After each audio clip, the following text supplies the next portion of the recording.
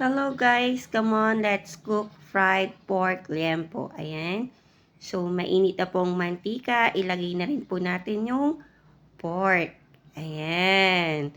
So, dapat po medyo madaming ating mantika para mas crispy po siya. Diba? Mas masarap kainin pag crispy ang ating pork. Ayan guys. So, let's wait lang po.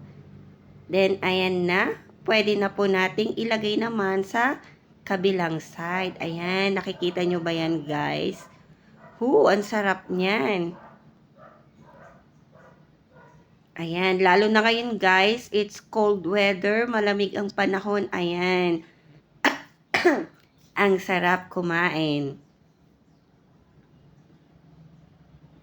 Then yung oil niya guys, ayan. Yummy. Ayan guys, so luto na pong ating fried pork liempo. Ayan. So, napaka-crispy niyan, guys. Thanks for watching, guys. And follow for more. And please like and subscribe po.